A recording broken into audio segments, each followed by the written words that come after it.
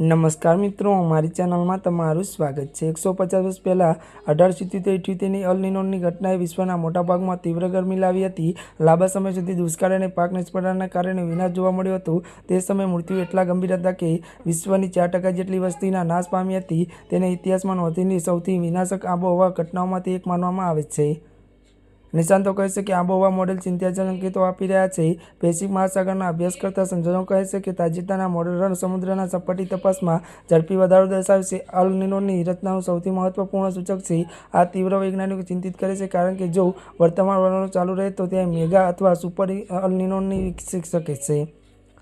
અલ નીનોનું નિર્માણ ખાસ કરીને મેગા અથવા સુપર અલ નીનો વૈશ્વિક હવામાન પ્રણાલીઓમાં નોંધપાત્ર રીતે વિક્ષેપ કરશે।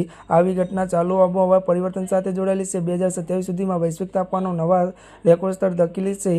અતિશય તાપમાન દુષ્કાળ તરફ દોરી જશે અને વિશ્વભરમાં ખોરાકની અસર વધુ ખરાબ કરશે। અલ નીનો શું છે? અલ નીનોનો સંઘર્ષ ત્યારે એસોલેશન ચક્રનો એક ભાગ છે। તે થાય ત્યારે જ્યારે મધ્ય પૂર્વીય પેસિફિક મહાસાગર અસામાન્ય રીતે ગરમ થઈ જાય છે। આ ગરમી વાતાવરણીય પરિભ્રમણ પેટર્નમાં ફેરફાર કરે છે, ચોમાસાની પ્રણાલીઓ નબળી પાડે છે અને ગરમીના તરંગો વધારો કરે છે। વધતી ગરમી ખંડોમાં વરસાદના વિતરણમાં ફેરફાર કરે છે।